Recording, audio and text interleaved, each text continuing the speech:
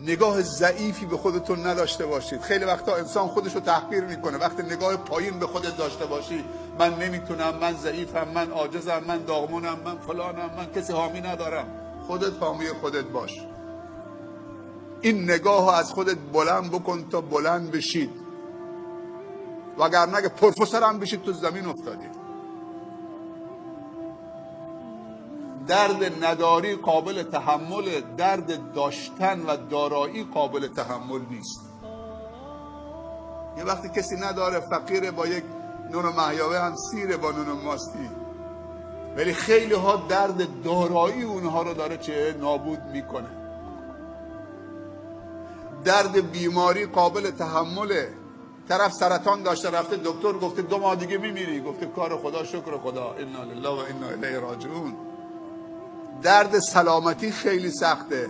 اونایی که سالمن و از سلامتی دارن رنج میبرن، سلامتیشون به درد هیچ کس نمیخوره، نه به درد خودشون نه به درد جامعه.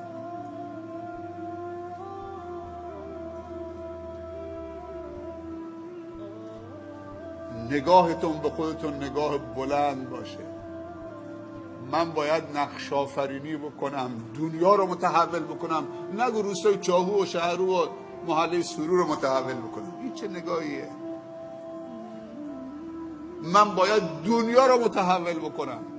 حرفی برای گفتن در زمان خودم و بعد از خودم داشته باشم. این نگاه به خودتون داشته باشید. آدم تا جایی میری که فکرش بره. شین و عرب همارا، هندوستان همارا، مسلم هموطن سارا، جهان همارا. کل مردم جهان مال منن. من براشون برنامه دارم. شما خیلی فرصت دارید.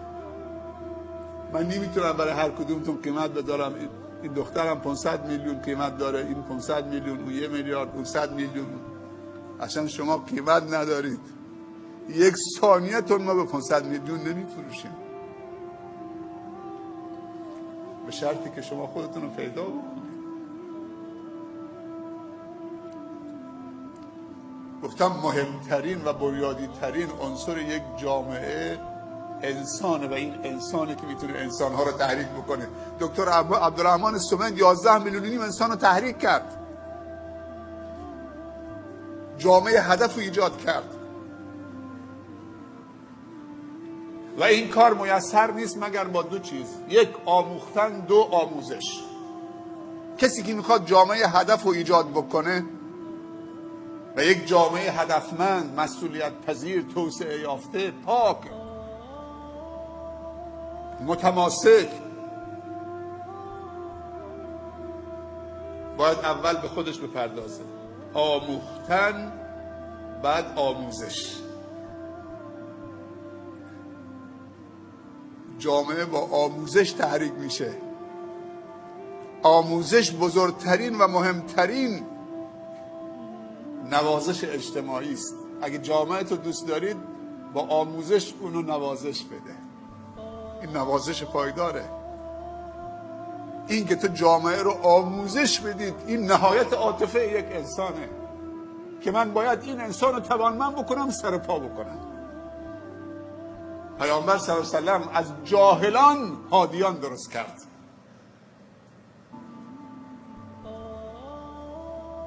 در زمان بعثت پیامبر هیچ جامعه‌ای به اندازه جامعه قریش جاهلیت نداشت. پیامبری که سواد خوندن و نوشتن نداشت، با قرآن و آموزش این قرآن و این هدایت به اون انسانهای جاهل از جامعه جاهلان هادیان درست کرد و بعد از هادیانی که تولید کرده بود با آموزش آمد مجاهدینی و مسئولیت پذیرانی رو درست کرد و دعوتگرانی که دولت‌های قدرتمند زمان خودشون، فرس، روم، فتح کرد. نگو من شیخ نیستم، من طلبی نیستم، من دانشجوی پزشکی هم، من دانشجوی مهندسی هم. من چطور؟ اگه دانشجوی مهندسی یا طرح‌های خیلی عالی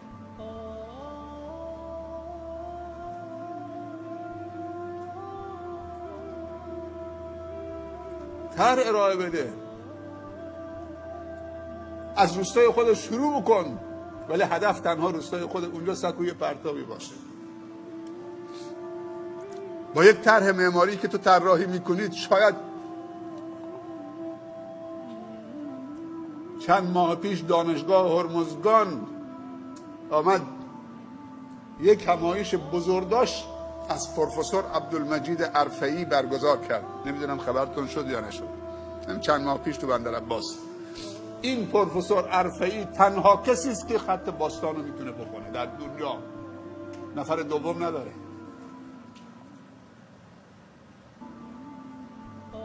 یه برادرش هم اینجاست، ارگ بم، مهندسین ارگ بم، مهندس عرفه‌ای. یه برادرش هم پزشکه. همشون منحصر به فردن.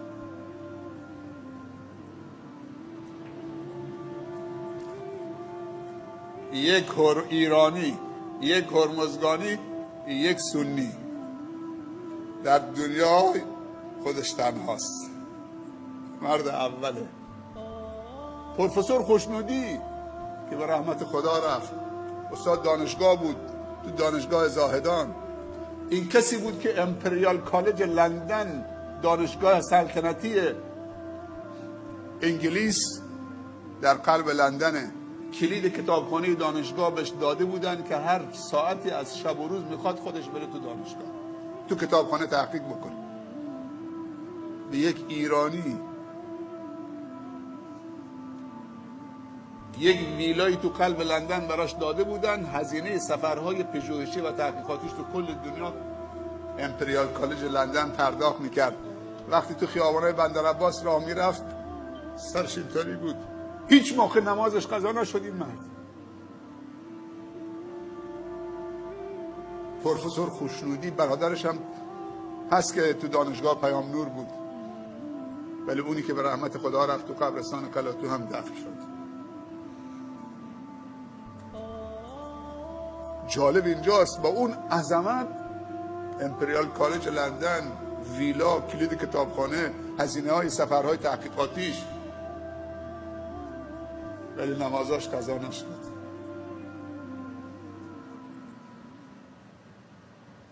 ما این میخوایم.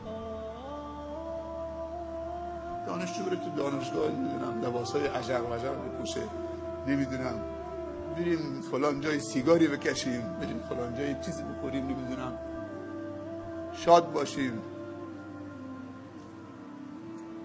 دنیا رو ما تو مبهوت بکن با اون کارهای بزرگی که انجام میدید. 10 تا 12 تا مقاله بنویس تو پروفسور میشی. دنیا خریدارت اگر اینجا کسی خریدار نداری، ولی ما دوستتون داریم، شما مال ما هست.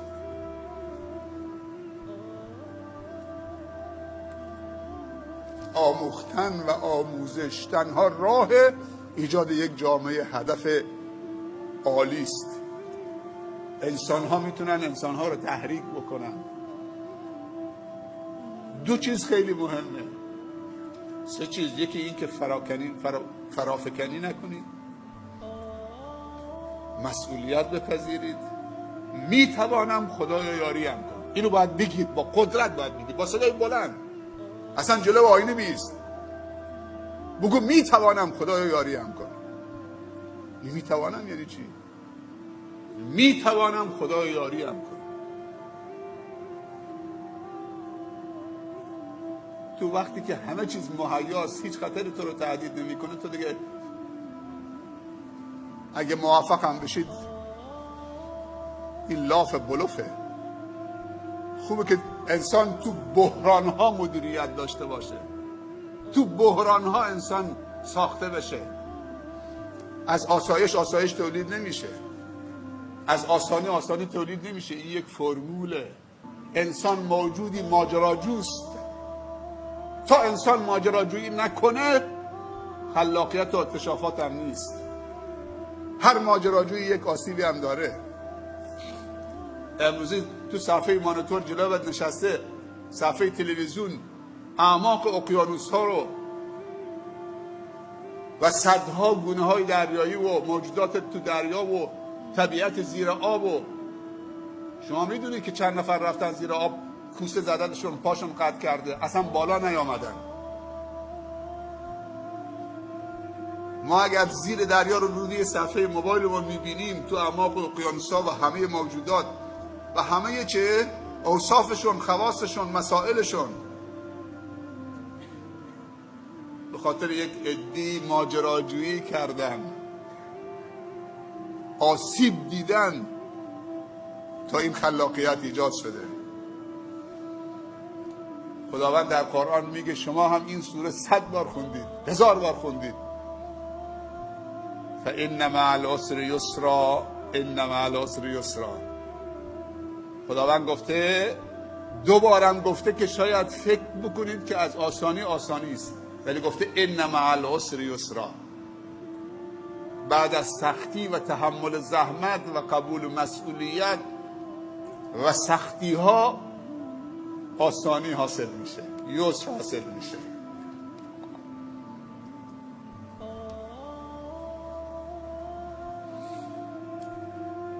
من 1 سال 7 تا دانشجوی یه رقمی 2 رقمی صنعت شریف رو دعوت کردم تو بندر عباس تو استان هرمزگان. هر 7 نفرشون شیعه بودن. اون دوستم که به من پیشنهاد داد آقای زاکری شیعه بود. گفت شیخ من میخوام دعوت بکنم دوستانم که بیان استان هرمزگان یه رقمی 2 رقمی صنعت شریف.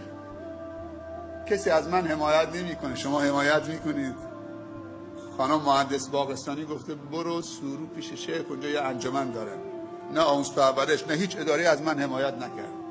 من از دوستانم دعوت کردم بیان تو استان ما که محروم راهکار بدن به بچه ها، به پیش دانشگاهی ها، به دبیرستانی ها، که چطوری حسام اسفندیارپور سیرجانی رتبه 3 صنعت شریف سال 79 شده رشته برق. گفتم پسرم با هواپیما میخوای بیای یا با قطار، با ماشین؟ گفتم خانه های ما پر از ماهی و میگوست، فریزرهای ما خانه هم داریم، جا هم داریم. دانشجو قانه با یه ساندویچ هم سر میکنه. 1 هفته تو خونه شخصی من بودم، با 10,000 دانش آموز من تو استان هرمزگان جلسه برگزار کردم. آموز پرورش تغییرشو نگرفت، ولی روزی که میخواستم برن دیگه از شرمندگی اداره کل دعوتشون کرد. خیلی هم ناراحت شدن. اونجا حرفای تندی زدم بهشون. شما ما رو تحویل نگرفتید، گفتیم تو نمازخانه 1 شبانه روزی ما میخوابیم، یه فلافل به ما بدید. گفتیم ما نمیتونیم، ولی من این کارو کردم. اینا رو میگم که میشه خیلی کارها کرد. 7 روز تو خانه من بودن، با 10,000 دانش آموز من جلسه گرفتم، راهکار دادم. یه روز خانم دقوقی که مدیر دبیرستان دخترانه شاهد بود، الان تو اداره بندره، تو اداره بندر منو دید، گفت شیخ دیگه از اون دانشجوهای صنعت شریف دعوت نمی‌کنید.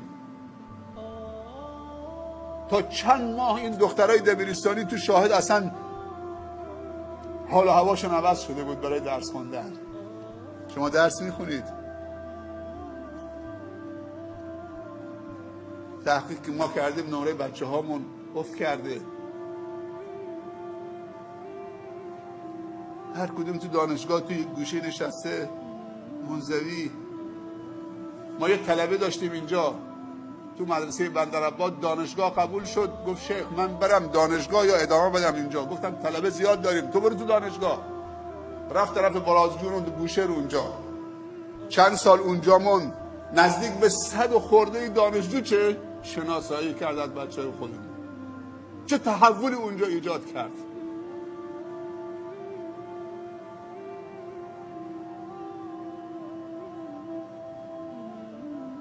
بچه‌های خوب و هدفمند رو شناسایی بکنید، شیعه و سنی رو شناسایی بکنید. اونهایی که دلشون برای این خاک و برای این استان و برای این کشور، این خاک مال ماست، میهن ماست، نسل جوان آینده